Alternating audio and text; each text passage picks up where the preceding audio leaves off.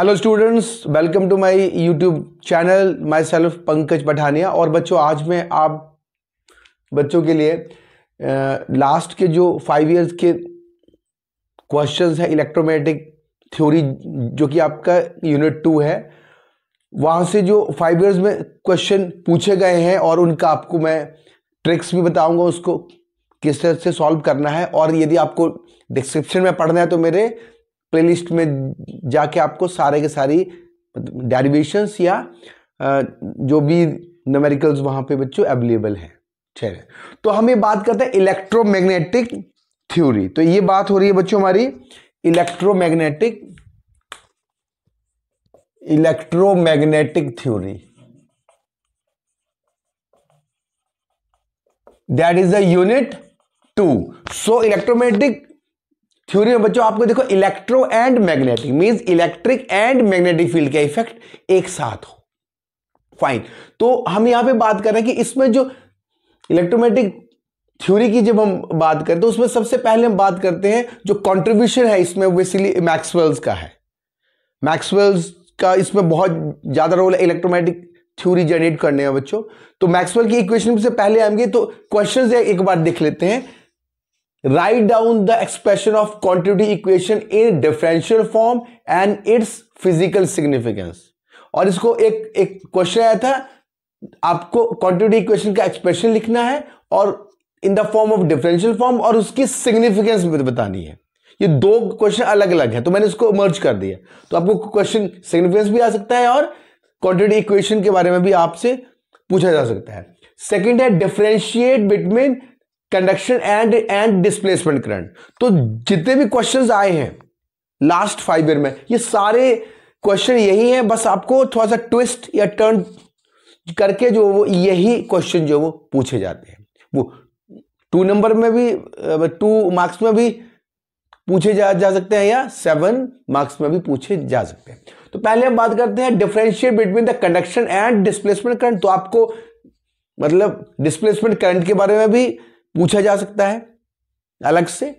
फिर deduce the Coulomb law from the Maxwell's first equations, ये 2 marks में भी आ सकता है और 7 मार्क्स में भी आ सकता है यदि टेल के साथ हो। यदि हमारे पास मैक्सवेल्स की फर्स्ट इक्वेशन आपसे पूछ सकते हैं और उससे हम ये क्वेश्चन ऐड कर सकते हैं, deduce the Coulomb law from the Maxwell first equation, मतलब drive the Maxwell's first equation and deduce the Coulomb law for the Maxwell. तो ये 7 मार्क्स का क्वेश्चन बनता है। वैसे ये 2 मार्क्स का क्वेश्चन है।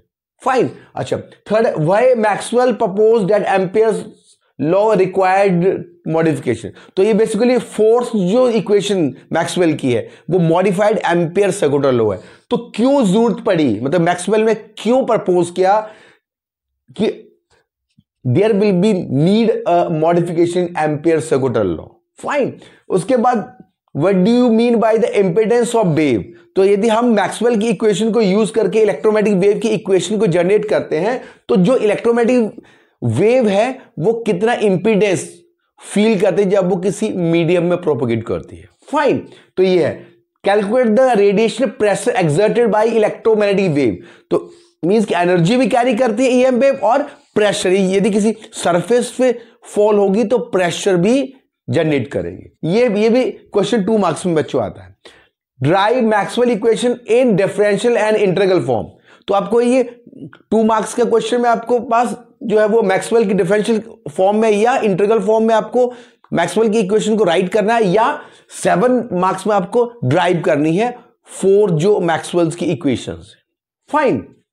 उसके बाद drive the electromagnetic wave equation in free space and prove that it is moving with velocity of light c and show transverse in nature। तो ये भी आपसे क्वेश्चन पूछा था कि इलेक्ट्रोमैग्नेटिक वेव इक्वेशन में, मतलब एक जो लास्ट ईयर क्वेश्चन पूछा गया था कि electromagnetic wave equation, derive the electromagnetic wave equation in free space and prove that it is moving with velocity c। और एक बार आपसे पूछा गया था कि derive the electromagnetic wave equation in free space and show the EM wave is show the transverse in nature, means की transverse nature के इलेक्ट्रोमैग्नेटिक वेव। उसके बाद what is Poynting vector and derive Poynting theorem from Maxwell equation. तो Maxwell equation से हमें Poynting vector और Poynting theorem को drive करना है। मतलब पॉइंटिंग थ्योरम को मींस कि ये जो पॉइंटिंग वेक्टर है ये जब ईएम वेव प्रोपेगेट करती है तो हम क्या करते हैं बच्चों, तो वो अपने से एनर्जी कैरी करते हैं और इसको कितनी एनर्जी कैरी करेगा वो पॉइंटिंग वेक्टर आपको बताएगा। Understand? And the behaviour, energy किस तरह से फ्लो होती है वो पॉइंटिंग थ्योरम बताएगी। तो एक क्वेश्चन पॉइंटिंग वेक्टर पे एक क्वेश्चन बनता है न्यूमेरिकल्स और एक स्किन डेप्थ। यहां पे define skin depth and right the formula. तो ये क्वेश्चन पूछे गए हैं। तो इसमें कई बार ऐसे पूछे थे कि डिफाइन डेप्थ ऑफ पेनिट्रेशन। तो बात एक ही है, मतलब क्वेश्चन डिफाइन स्किन डेप्थ या डिफाइन डेप्थ ऑफ पेनिट्रेशन। तो इस तरह से जो है वो ये क्वेश्चन पूछे जाते हैं और इसके ऊपर जो न्यूमेरिकल्स हैं वो बेसिकली आपके पास इस वाले ट्रिक जो 9th क्वेश्चन है, 10th क्वेश्चन है और ये डिस्प्लेसमेंट, करंट एंड कंडक्शन, ये 3 न्यूमेरिकल्स बनते हैं। तो उसमें से कम 2 तो या 1 तो डेफिनेट आएगा बच्चों।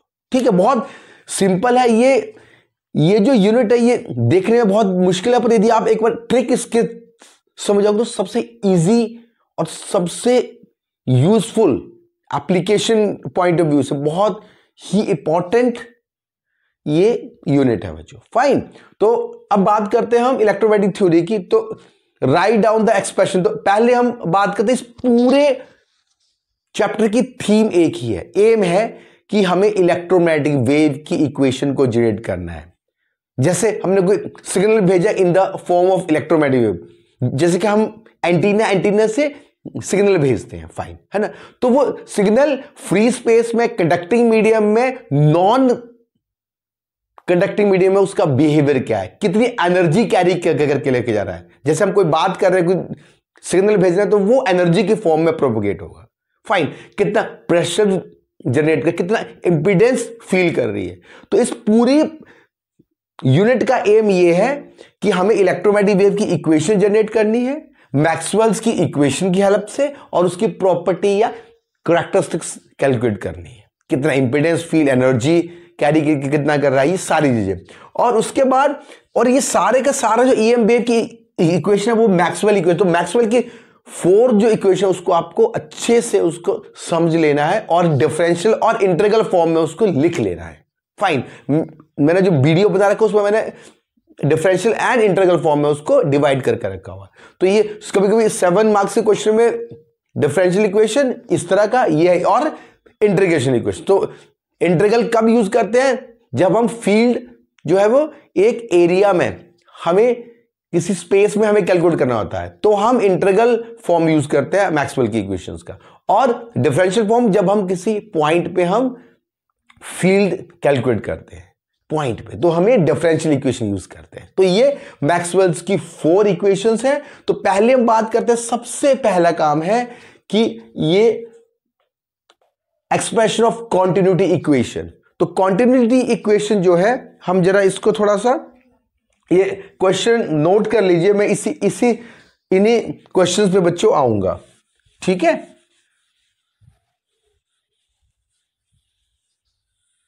रेडिएशन, प्रेशर, ये इंपीडेंस ऑफ द वेव, ये सारे।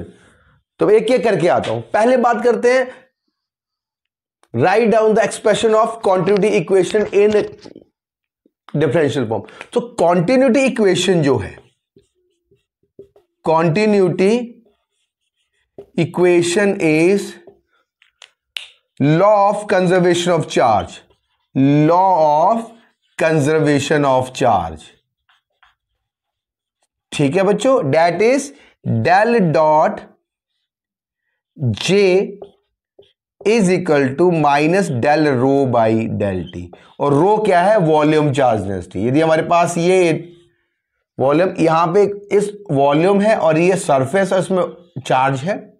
यदि बाहर की तरफ जा रहा है करंट के फॉर्म में, मतलब डेट इज जे, यदि ये ds है और जे की फॉर्म में जा रहा है, current density J is I upon A। तो जितना करंट डेंसिटी बाहर जाएगी वॉल्यूम से, fine, that is equal to the कितना चार्ज टाइम के साथ इस वॉल्यूम में कम होगा।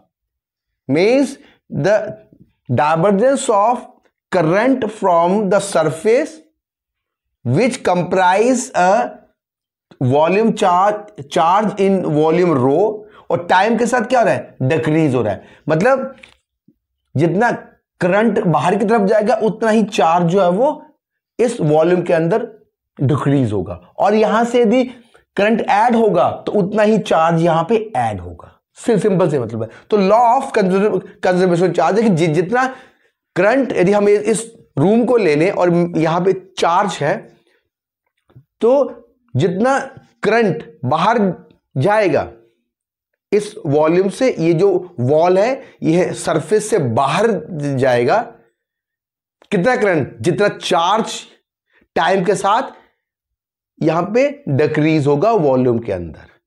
फाइन, सिंपल सा मतलब है। तो ये हमारे पास है कॉन्टिन्यूटी इक्वेशन। अब स्टैटिक केस में कॉन्टिन्यूटी इक्वेशन, स्टैटिक चार्ज के केस में दैट इज जीरो। तो आपको ये कॉन्टिन्यूटी इक्वेशन ये है डायनेमिक केस में, और ये है ये वेरिंग के केस में, और ये है स्टैटिक के केस में। तो आपसे पूछ सकते हैं कि स्टैटिक चार्ज के केस में, जब चार्ज स्टैटिक है तो कॉन्टिन्यूटी इक्वेशन क्या होगी, और डेल डॉट जे, ये हमारे पास जब चार्ज मूव कर रहा है तो करंट प्रोड्यूस होगा। करंट डेंसिटी की टर्म में हम बात, क्योंकि करंट डेंसिटी वेक्टर है इसलिए हम जे की टर्म में बात कर रहे हैं बच्चों। आई क्या है, स्केलर क्वांटिटी। तो ये इसका सिग्निफिकेंस क्या है, ये basically law of conservation of charge है, conservation of charge, and it signify that amount of current flow from the surface through from the volume through the surface is equal to decrease in the volume charge. Fine. अच्छा, अब बात करते हैं इसका quantity equation के ऊपर मैंने already एक वीडियो बना रखा है, सारे अवेलेबल हैं तो आप देख सकते हैं। अच्छा, तो प्राइमरी एम हमारा गोल क्या है, इलेक्ट्रोमैग्नेटिक वेव की इक्वेशन को जनरेट करना। सिंपल, इस पूरे चैप्टर में आपको बस ये समझ आ गया तो समझो कि ये चैप्टर आपका ट्रिक्स मतलब इजी हो जाएगा बच्चे, ठीक है। अच्छा, अब बात करते हैं differentiate between conduction and displacement. इससे पहले हम मैक्सवेल इक्वेशन की बात करते हैं। What is Maxwell equation? Maxwell equation in differential, Maxwell's equation. तो ये है हमारे पास Maxwell equation, del dot D. तो ये है डिफरेंशियल फॉर्म में, del dot D is equal to rho. Fine, del dot B is equal to 0 और del cross E is equal to minus D V by D t, और del cross H is equal to sigma E plus epsilon naught del E by del t. तो ये basically जो Maxwell की equation क्यों बोला गया, क्योंकि ये बेसिक जो लॉ है इलेक्ट्रोमैग्नेटिज्म के, वो क्या है, गॉस लॉ। तो मैक्सवेल ने क्या किया, जो Gauss law of electrostatics, Gauss law in magnetostatic, Faraday law and Ampere circular law, इन चारों इक्वेशन को एक डिफरेंशियल और इंटीग्रल फॉर्म में लिखा, तो इसे हम मैक्सवेल इक्वेशन बोलते हैं। First is the Gauss law in electrostatics, Gauss law in magnetostatic, Faraday law of electromagnetic induction, and this is basically Ampere's law. और ये वाली टर्म जो है वो मॉडिफाइड की है मैक्सवेल ने, तो it is the modified ampere circular law. तो इसको हम आपको ड्राइव भी करना, ये है डिफरेंशियल फॉर्म में। इंटीग्रल फॉर्म में भी आप इसको लिख सकते हैं। Fine, understand. तो इंटीग्रल फॉर्म में जब हम बात करें तो ये हमारे पास आ जाएगा E dot D S integral surface is equal to Q upon epsilon naught, ठीक है। और ये हमारे पास B dot D S is equal to 0। Fine, इसके बाद ये हमारे question is E dot D L is equal to minus D by D T, ये बी डॉट डी एस, ये बेसिकली इंटीग्रल फॉर्म में है और ये लाइन इंटीग्रल है। Fourth equation is H dot D l contour is equal to sigma E plus epsilon naught del E by del t dot D S और ये surface integral. और ये आपको क्वेश्चन आता है, ये है डिफरेंशियल फॉर्म में और ये है इंटीग्रल फॉर्म में। ठीक है बच्चों, E dot D S surface integral Q upon eps. तो ये 7 मार्क्स का क्वेश्चन भी आ जाता है कि आपको डिफरेंशियल और इंटीग्रल फॉर्म में लिखना है, और कोई एक आपको फर्स्ट इक्वेशन को वो सॉल्व करने के लिए पूछ सकते हैं। फर्स्ट मैक्सवेल की फर्स्ट इक्वेशन को ड्राइव करिए। फाइन, तो ये हमारे पास मैक्सवेल इक्वेशंस मैंने ऑलरेडी वहां पे लिख रखा है। फाइन, ये डी यहां पे ये एप्सिलॉन नॉट यहां पे आ जाएगा बच्चों, तो ये डी बन जाएगा, दैट इज द डी। अब कंफ्यूज ना हो कि ये और ये अलग अलग है, that is the D dot D S upon charge enclosed. Fine, तो D is the electric displacement vector. ठीक है बच्चों, तो डी जो है वो यहां पे that is D is equal to epsilon naught E. ठीक है, और एच और बी में B is equal to mu naught H. H हमने मैग्नेटिक फील्ड अप्लाई की है किसी सर जिसका म्यू नॉट है, एच हमने अप्लाई किया, बी जो अब इसके बाहर निकला। D is the electric displacement vector. Charge की डिस्प्लेस होंगे तो इलेक्ट्रिक फील्ड जनरेट होगी, that is the basically D electric displacement vector. ये आपको समझ आ गया होगा। अब बात हम करते हैं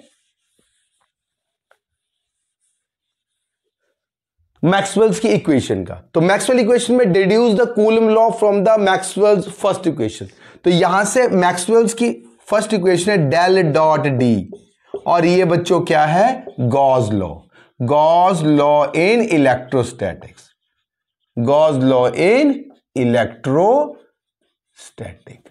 फाइन, तो इसको हम लिखते हैं डी कितना है, डी इज एप्सिलॉन। यदि कोई मीडियम है जिसकी की permittivity electric permittivity epsilon not है तो उसको हम डी लिख देंगे। कोई मीडियम होगा एप्सिलॉन होगा तो यहां पे एप्सिलॉन होगा, एप्सिलॉन ई होगा, माना हमने बोला कि यहां पे एप्सिलॉन नॉट है।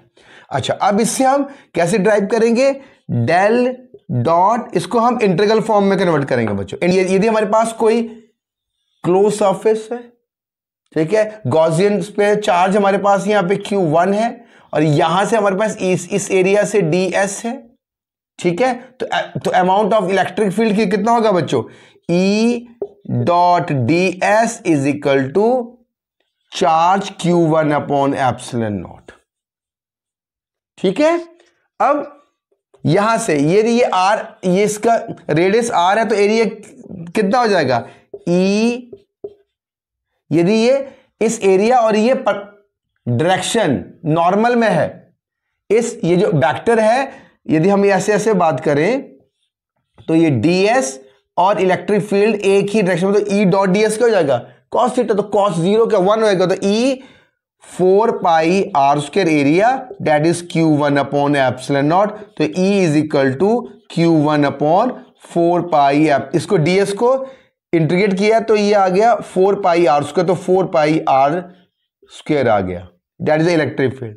और इलेक्ट्रिक फील्ड को हम कैसे लिखते हैं, फोर्स अपॉन टेस्ट। यदि कोई यहां पे टेस्ट चार्ज Q2 है तो टोटल फोर्स कितनी होगी, that is basically Q1 Q2 upon 4 pi epsilon not भी होगा, epsilon not r square and unit vector r। तो ये हमारे पास फोर्स कूलम लॉ आ गया।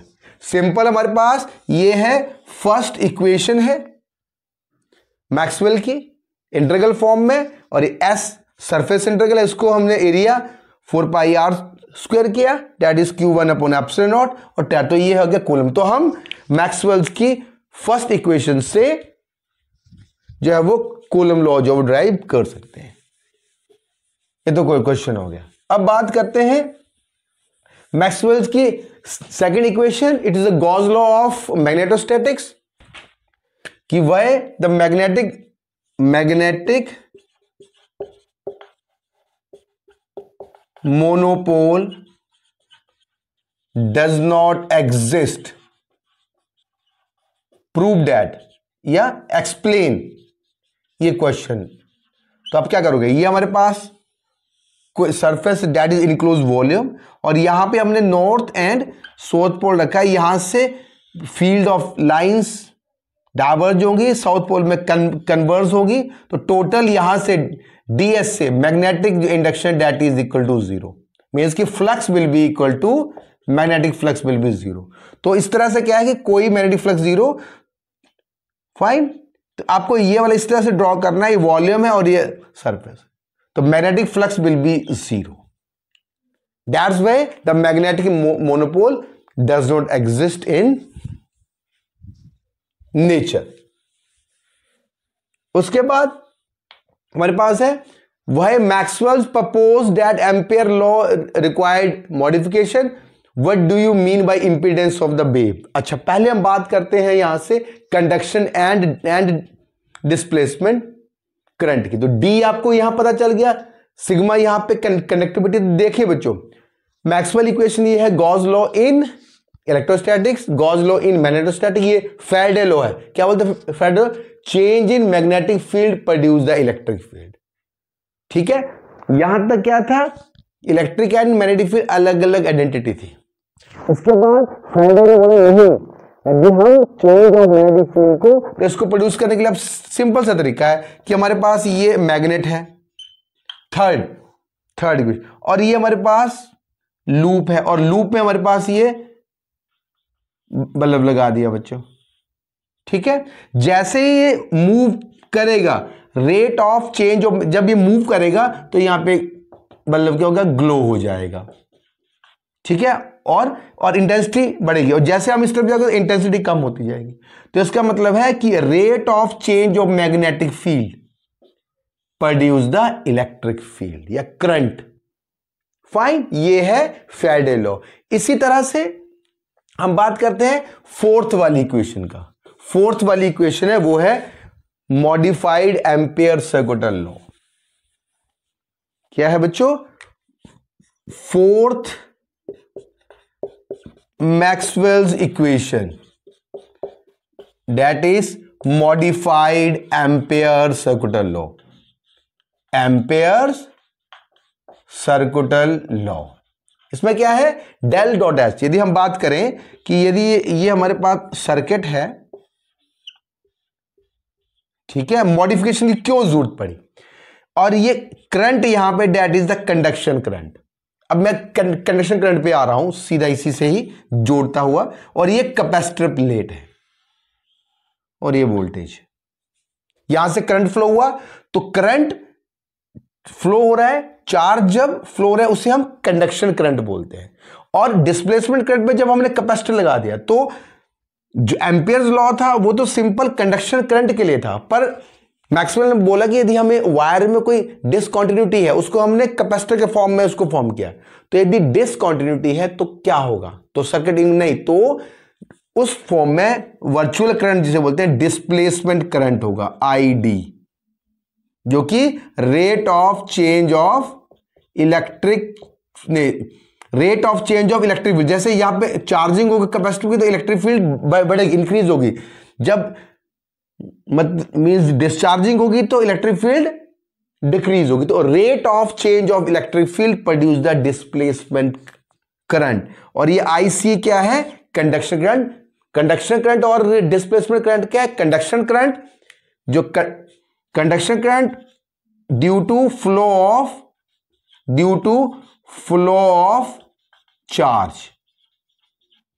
And electric field is constant, and electric field is constant, and displacement current due to displacement of charge through capacitor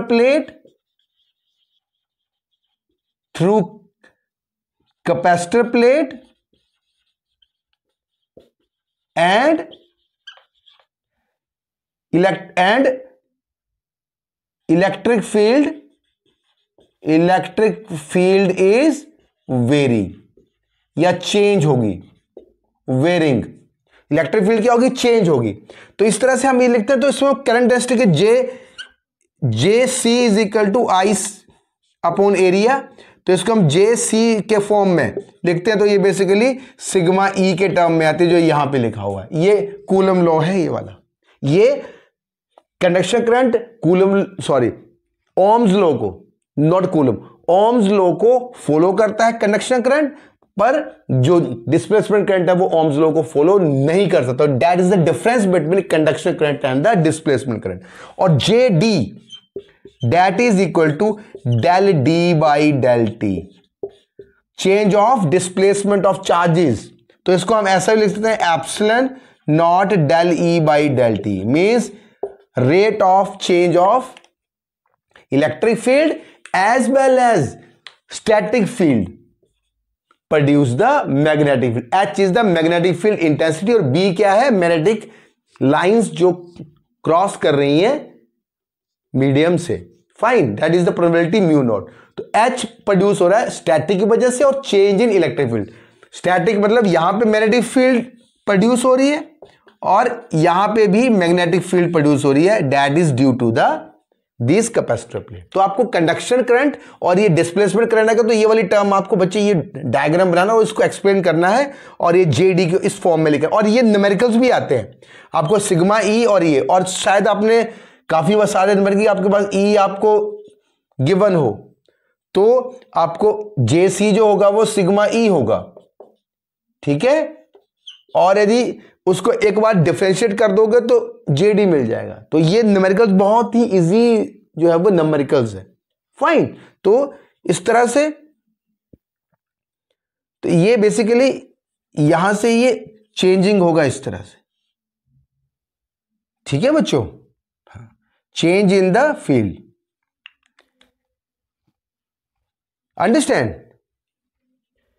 this. तो अब source है बच्चों। अब हम बात क्या करते हैं,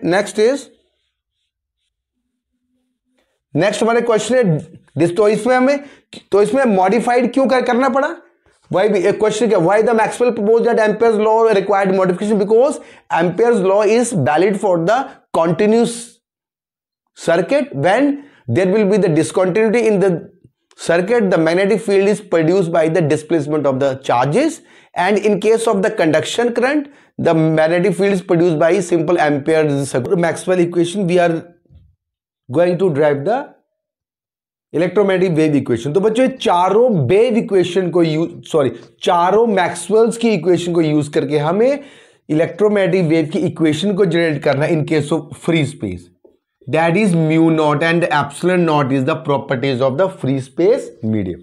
फाइन, तो अब हम क्या करेंगे बच्चों, ध्यान से देना, जब हम इन 4 इक्वेशन का यूज करेंगे, नंबर 1 पहले हम बात करेंगे, फर्स्ट इक्वेशन आएगी इलेक्ट्रिक फील्ड की टर्म में, del square E is equal to mu naught epsilon naught del square E by D T square. Fine, और second in term of magnetic field यदि हम बात करें बच्चों, तो del square B is equal to mu naught epsilon naught del square b upon dt square। ये हमारे पास इन चारों इक्वेशन की हेल्प से बच्चों हमने इलेक्ट्रिक फील्ड की टर्म में और मैग्नेटिक फील्ड की टर्म में इलेक्ट्रोमैग्नेटिक वेव इक्वेशन को जनरेट करेंगे। तो ये आएगा इक्वेशन नंबर 1 हो गई और ये इक्वेशन नंबर 2 हो गया। फाइन, मतलब यदि हम फर्स्ट टर्म की बात करें तो हम ये जो थर्ड वाली मैक्सवेल की इक्वेशन है इसका कर लेंगे, तो कर्ल ऑफ बी आएगा, ये एच की फॉर्म में ले लेंगे हम उसको, तो हम फोर्थ इक्वेशन को यूज करेंगे और फर्स्ट इक्वेशन को यूज करेंगे, तो हमारे पास ये वाली टर्म आएगी, ये वाली इक्वेशन आएगी इन टर्म ऑफ इलेक्ट्रिक फील्ड। और सेकंड केस में यदि हम फोर्थ वाले का कर लेंगे, थर्ड वाले का यूज करेंगे और सेकंड वाले का यूज करेंगे, तो हम बेसिकली हमें ये इक्वेशन मिलेगी। और यहां से आप ध्यान दीजिए, यदि इसको कंपेयर करें हमारे जर्नल वेव इक्वेशन के साथ, general wave equation del square U is equal to 1 by B square del square U upon D T square, ये general wave equation, standard wave equation, इसके साथ यदि कंपेरिजन करेंगे तो वेलोसिटी जो है that is 1 upon mu naught epsilon naught, in case of free space 4 pi into 10 की -7 multiply by 8.85 into 10 की -12 जब हम करेंगे तो ये c के बराबर आएगा, that is 3 into 10 to raise to power 8 meter per second. तो ये क्वेश्चन आपको बनता है कि prove that the electromagnetic wave equation in free space the velocity of EM wave is equal to the 3 into 10 to raise to power 8 meter per second. अब हम बात करते हैं, ये तो हमारे पास एक प्रूव आ गया। अब एक और क्वेश्चन आता है कि ये तो इलेक्ट्रोमैग्नेटिक वेव इक्वेशन को तो आप ड्राइव करोगे मैक्सवेल की इक्वेशन की हेल्प से। नेक्स्ट है कि it is transverse in nature, electromagnetic wave transverse in nature, show that EM wave is transverse in nature है। तो ट्रांसवर्स इन नेचर का मतलब है कि जो इलेक्ट्रिक फील्ड की जो वाइब्रेशन और जो मैग्नेटिक फील्ड की वाइब्रेशन है वो परपेंडिकुलर टू द के। ये है के है propagation vector, E is the electric field और बी क्या है मैग्नेटिक फील्ड। तो ये के जो इलेक्ट्रिक वेक्टर है that is perpendicular to the k and b is perpendicular to this, and also E and B is also perpendicular to each other, means electric field है ये k propagation vector, E is the perpendicular और ये B magnetic field भी perpendicular, इस तरह से EM wave जो वो propagate बच्चों करेगी। अब इसके लिए हमें क्या करना पड़ेगा, इसके लिए सिंपल सा मतलब है कि इस इलेक्ट्रिक फील्ड का सोल्यूशन होगा E is equal to E naught E iota K dot R minus omega T, ये स्पेस वाला पोर्शन और ये टाइम वाला, ठीक है। जब हम इसका डाइवर्जेंस लेंगे तो ये डाइवर्जेंस लेंगे तो इस फॉर्म में आएगा, दैट इज, तो इसका डाइवर्जेंस जीरो आएगा। डाइवर्जेंस का मतलब है del operator del dot is equal to I cap del upon del X plus J upon del by plus K del upon del Z, fine. तो इस तरह से, और जब हम इस इक्वेशन नंबर थर्ड का डाइवर्जेंस लेंगे मतलब डिफरेंशिएशन करेंगे तो हमारे पास del dot E is equal to zero आएगा। मतलब दो वेक्टर का डॉट प्रोडक्ट कब होता है जीरो, जब दोनों वेक्टर आपस में परपेंडिकुलर, मतलब के। जब हम इसका डाइवर्जेंस लेंगे डेल डॉट, तो डाइवर्जेंस के बाद के आएगा, इसको एक जब आप देखिए आर के साथ डिफरेंशिएट करेंगे तो के आएगा, के बाहर आएगा ना बच्चों, तो K dot E is equal to zero, means K is the propagation vector, is the electric field, तो के इज परपेंडिकुलर टू ई, मतलब के जो है वो ई के परपेंडिकुलर। इसी तरह से हम डाइवर्जेंस ऑफ बी लेंगे, मतलब कि बी का सोल्यूशन का, तो बी के जो है वो बी के परपेंडिकुलर होगा, या बी जो है वो प्रोपगेशन वेक्टर के परपेंडिकुलर होगा। इस तरह हम बात करें डेल डॉट, इस तरह से यदि हम बात करें तो अच्छा, अब हमें क्या प्रूव करना है, B is also, E is also perpendicular to B और B is also perpendicular to B. उसके लिए हमें क्या करना पड़ेगा, इक्वेशन थर्ड का हमें कर लेना पड़ेगा। ये मैथ में ऑलरेडी आप पढ़ चुके हैं और मैंने वीडियो में बना भी रखा हो। तो डेल डॉट ई, तो जब हम इसका डेल डॉट ई लेंगे तो वो आएगा K cross B is equal to E, ये आएगा जब हम इस इलेक्ट्रिक फील्ड का कर लेंगे। तो इससे साफ है कि के बी ई वेक्टर है और ई जो है दैट इज, ये हमारे पास ई आया, ठीक है, और ये प्लेन है, ये हमारे पास के है और ये बी है, तो इस प्लेन के परपेंडिकुलर ई है, दैट इज के क्रॉस बी, और ये ओमेगा भी आएगा, ओमेगा ई, तो हम इसको ई बोल दें, ई, फाइन। इस तरह से आप सॉल्व करोगे बच्चों। अब इसके बाद है impedance, wave impedance feel by the EM. जब इलेक्ट्रोमैग्नेटिक वेव प्रोपोगेट करेगी फ्री स्पेस में तो वो इंपीडेंस फील करेगी, और उस इंपीडेंस को हम बोलेंगे Z naught is equal to E by H, that is इसका E naught by H naught magnitude, और ये बेसिकली आता है mu naught upon epsilon naught, fine. और इसको जब हम सॉल्व करेंगे दैट इज म्यू नॉट की वैल्यू रखेंगे और तो आएगा 377.6 ओम। तो ये wave impedance feel by the electromagnetic wave in the free space. तो इस तरह से हम जो वो कैलकुलेट करेंगे। और एक और भी है कि सी, तो ये that is the wave impedance. तो इसके ऊपर आपको क्वेश्चन भी आता है बच्चों, वेक्टर एंड पॉइंटिंग थ्योरम। तो पॉइंटिंग बहुत इंपॉर्टेंट है, ये क्वेश्चन आएगा ही, Poynting vector and Poynting theorem, Poynting theorem. तो बहुत इंपॉर्टेंट, इसका आपको स्टेटमेंट भी लिखने को आ सकता है बच्चों। What is the Poynting theorem की स्टेटमेंट क्या है, तो इसमें इसकी स्टेटमेंट लिख लो, बहुत इजी है। E cross H E cross H dot D S is equal, उसको मैं समझाता हूं, minus E dot J volume inter volume में minus del upon del T half mu H square plus half H square plus half epsilon E square DV. ठीक है बच्चों, तो ये हमारे पास है फर्स्ट, ये है सेकंड और ये है थर्ड। तो पहले बात करते हैं Poynting vector. Basically Poynting vector एक इलेक्ट्रोमैग्नेटिक वेव कितना एनर्जी कैरी कर रहा है अपने साथ, वो बेसिकली पॉइंटिंग वेक्टर बताता है। किसी एक पर्टिकुलर पॉइंट पे हमें ये एरिया है, इस पॉइंट पे हमें कितना एनर्जी है ईएम वेव के पास, वो हम बताएंगे पॉइंटिंग वेक्टर। तो पॉइंटिंग वेक्टर हम लिखे S is equal to E cross H, इसे हम पावर फ्लक्स भी बोलते हैं। S is the Poynting vector E cross H.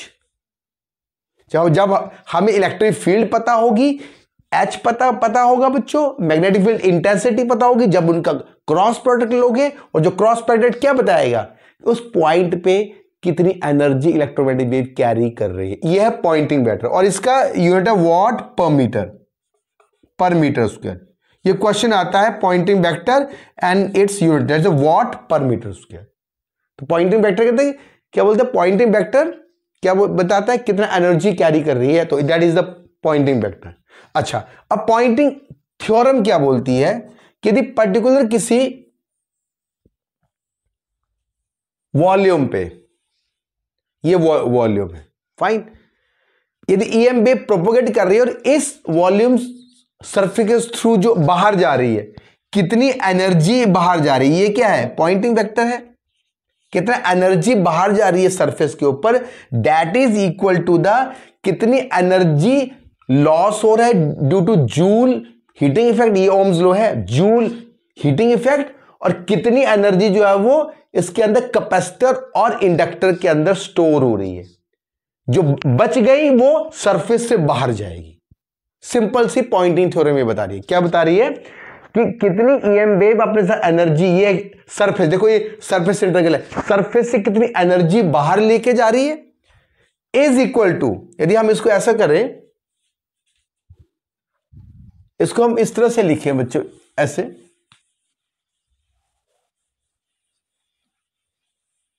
इसको हम ऐसे लिखें कि यदि हमारे पास इलेक्ट्रोमैग्नेटिक वेव है, ये बाहर जा रही है सरफेस के through, fine, that is a DS, है ना।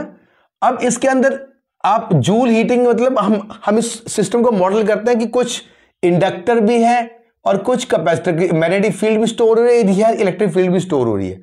तो ये रेजिस्टेंस वाला जो पार्ट है वो सेकंड है, the energy loss due to the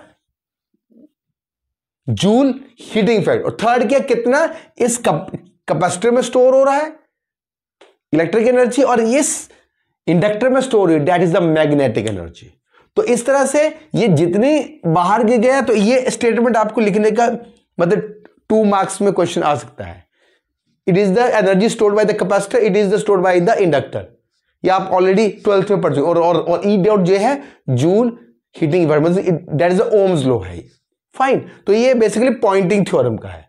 अब ये इसका मतलब कि जो हमारे पास ईएम वेव है, वो जब ये मूव करेगी तो अपने साथ एनर्जी कैरी करेगी और प्रेशर भी कैरी करेगी।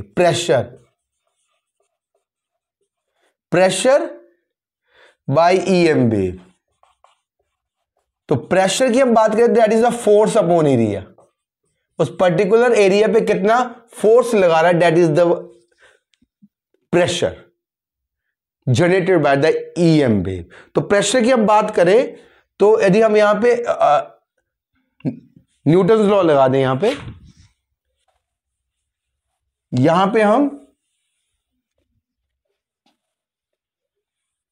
प्रेशर, तो that is the pressure by, ये pressure generated by EM wave, generated by EM wave, कितना प्रेशर देगा, that is the force upon area, और इसको फोर्स को हम लिख सकते हैं D P by D T, किस फॉर्म में बच्चों, न्यूटन लॉ में, और ये एरिया हो गया। और प्रेशर कितना होगा, जब वो किसी सरफेस पे स्ट्राइक करेगा, फोर्स लगाएगा, प्रेशर लगाएगा, तो उसमें जो एनर्जी, एब्जॉर्प्शन एनर्जी, जो एब्जॉर्ब हो गई एनर्जी, दैट मोमेंटम, जो ये मोमेंटम है वो कितना है, कितना एब्जॉर्ब हो रहा है energy, energy absorb upon C, ठीक है, ये हमारे पास है P, that is the momentum, P is equal to energy upon C, कितना मोमेंट है, कितना वो एनर्जी उस सरफेस पे स्टोर कर रहा है अपॉन सी।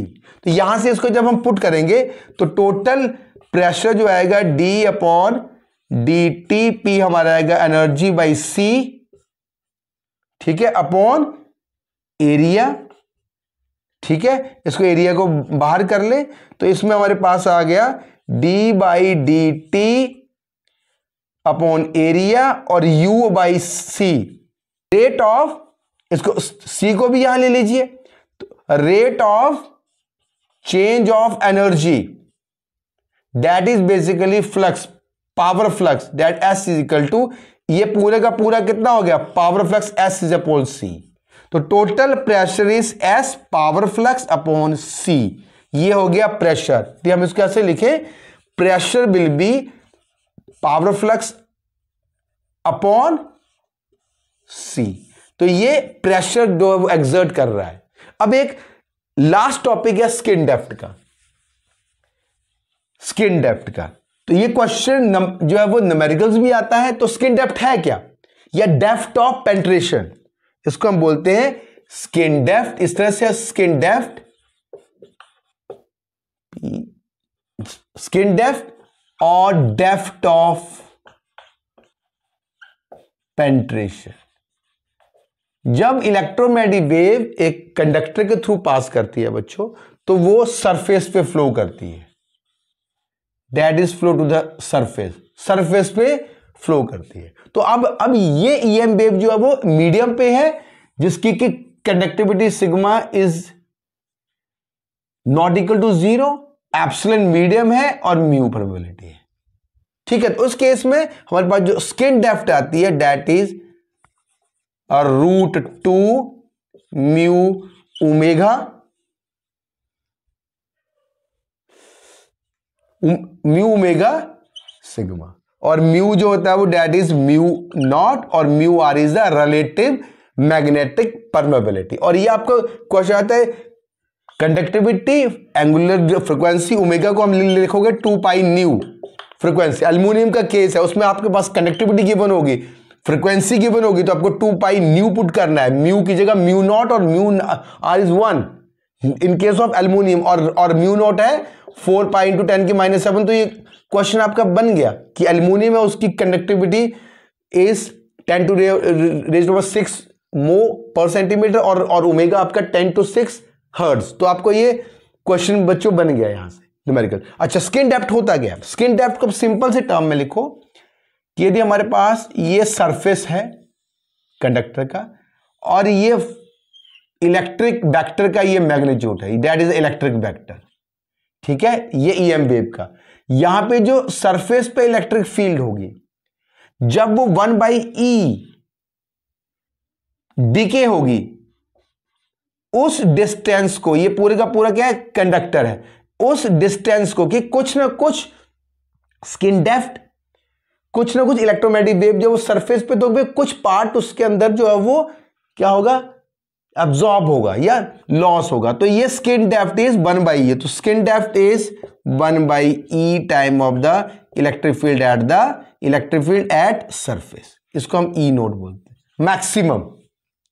तो ये 1/e टाइम्स जो ई नोट है, सरफेस पे जो इलेक्ट्रिक फील्ड वेक्टर के जो मैग्नीट्यूड अपॉन ई जो हो जाएगा, उस डिस्टेंस को हम स्किन डेप्थ बोलेंगे। जब 1/e हो जाए, यदि electric field at the surface जिस पॉइंट पे 1/e हो जाए, उस पॉइंट को हम बेसिकली स्किन डेप्थ बोलते हैं। इसको आपको ड्रॉ करना है और ये वाला फार्मूला लिखना है और इसके ऊपर जो अब आप न्यूमेरिकल्स को ट्राई कर सकते हो। तो स्किन डेप्थ के ऊपर भी बच्चों क्वेश्चन, इसी तरह से स्किन डेप्थ। अब ध्यान रखो, जैसे हमारे पास कार है, यदि थंडरस्टॉर्म हो तो कार हमें क्यों बचाते हैं? क्योंकि जो कार की जो प्लेट है उसकी स्किन डेप्थ जो है वो, जो स्किन डेप्थ से ज्यादा उसकी थिकनेस है, तभी जो है वो फील्ड अंदर कार के अंदर नहीं आती और हम बच जाते हैं।